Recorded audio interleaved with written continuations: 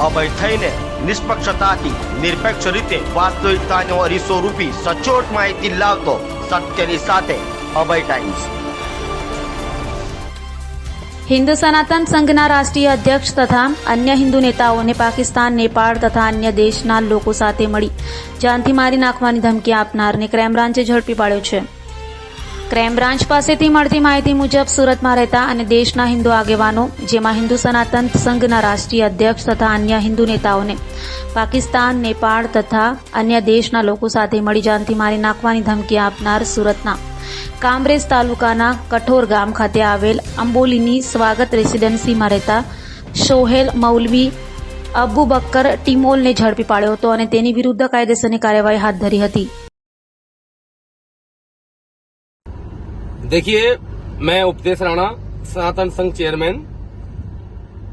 पिछले काफी समय से या यूं कहिए कि 2019 से जब कमलेश तिवारी जी की हत्या हुई थी, जब इनपुट था कि उनके टारगेट पर मैं था, तो तब से मेरी एफआईआर पूरे देश में दर्ज हो रही है, करवा रहा था मैं कंटिन्यू और अपना निरंतर अपना सनातन धर्म के लिए काम कर रहा था। एक अपडेट आज हुई है। सबसे पहले तो मैं गुजरात पुलिस को, सूरत पुलिस को बहुत बहुत धन्यवाद, इंटेलिजेंस को,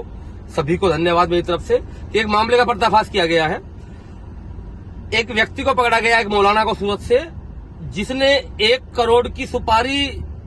उपदेश राणा की देने की बात स्वीकारी है या उस प्रोसेस में था मामला, जिस षड्यंत्र को गुजरात पुलिस ने, सूरत पुलिस ने पूरी तरीके से फेल कर दिया है। आगे इसमें बहुत संभावनाएं हैं पूरी परत खुलने की।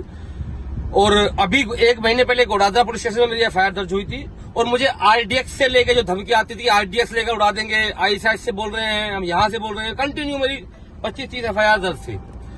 तो मेरा बस यही कहना है कि कानून ने बहुत अच्छा काम किया और ऐसे लोगों पर लगाम लगाई जाए। जितना पूरा ग्रुप है, जहां के ये पूरा इनकी अटैचमेंट है, जिनके पूरे इनके संबंध है, सब बाहर निकाले जाए और इनके टारगेट पर कौन कौन और लोग थे और किस तरीके से ये अंजाम देना चाहते थे, पूरी चीजें सामने आए। और ऐसे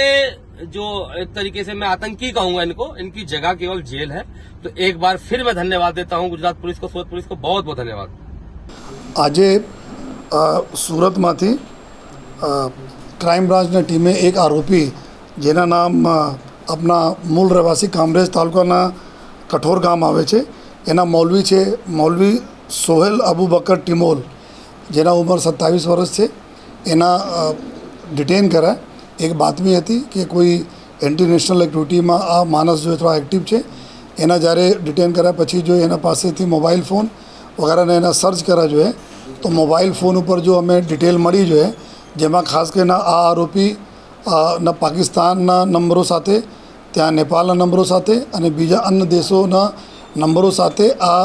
વર્ચ્યુઅલ નંબર સાથે જો લાઓસ દેશના એક નંબર મેળવીને એના સાથે આ કનેક્ટેડ હતા જોઈએ, જેમાં ખાસ કરીને એના ટાર્ગેટ તરીકે જો હિન્દુ સનાતન સંઘના રાષ્ટ્રીય અધ્યક્ષ જો આપણા સુરતમાં રહે છે ઉપદેશ રાણા, એના મારવા માટે જો એના પૂરા એના પ્લાનિંગ અને એના માટે જો 1 કરોડ રૂપિયા આપવા માટે જો આ જો વ્યવસ્થા કરવા માટે આમાં પૂરી જો ચેટિંગ છે એની કે અમે 1 કરોડ રૂપિયા આપીશ એના મારવા માટે અને વેપન પિસ્ટલ મંગાવવા માટે જો પાકિસ્તાનના જો એના હેન્ડલર છે એના સાથે જો એની બાતચીત આ બધા એના અમે પુરાવા મળ્યા અને ફર્ધર જો જ્યારે પૂરા અમે લોકો ખંગાલા જો અને જોયા મોબાઈલમાં, તો મોબાઈલમાં ઘણી બધી એવી ડિટેલો મળી જોઈએ કે જેમાં આ લોકો આ ઉપદેશ રાણાના આપણા વર્ચ્યુઅલ નંબર ઉપર જો ગ્રુપમાં એડ કરીને આ બધા પાકિસ્તાનના હેન્ડલર, નેપાળના હેન્ડલર અને એના વર્ચ્યુઅલ લાઓસના હેન્ડલર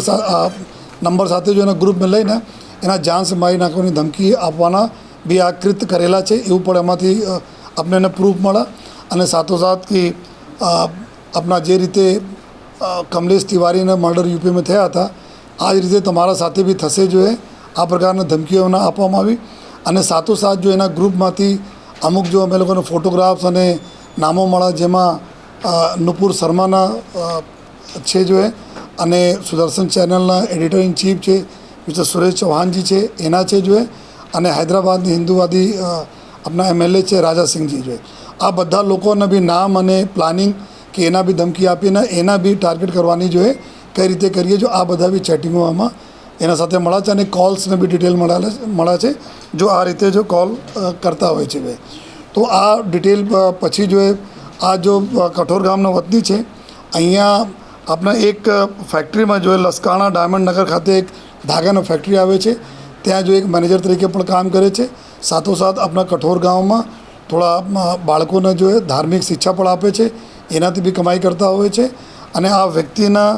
પાસેથી જેટલા ફર્ધર અમે ડિટેલ અત્યારે અમે સર્ચ કરીએ છીએ જો અને એના જો કેટલા લોકોના આ જો ટાર્ગેટ કરતા હતા અને એવું પણ સ્પેસિફિક બતાવે છે કે આપણા એક ટાર્ગેટ આપણા ગુજરાતમાં છે જેના તાત્કાલિક આપણા કરવાની જરૂર છે. તો આ દિશામાં અને સાથોસાથ જેટલા બી ફર્ધર આ લોકો ગ્રુપમાં માણસો છે, કેટલા લોકોને ઓર ધમકી આપેલ છે, ધમકી આપવાના પ્રયત્નો કરી રહ્યા છે, આ તમામ અમે લોકો એના ચકાસણી અત્યારે ચાલુ છે. અને એના ઘણા બધા જો ધાર્મિક લાગણી દુભાય આ પ્રકારના બી ઘણી બધી ફોટાઓ, ઘણી બધી કમેન્ટ્સ બી એના મોબાઈલમાંથી મળેલા છે. એના હિસાબથી જો ફેક ડોક્યુમેન્ટ્સ બનાવીને મોબાઈલ નંબર લીધા અને પછી વોટ્સએપ બિઝનેસ ચાલુ કરીને વર્ચ્યુઅલ નંબર ઉપર કોલ કરે,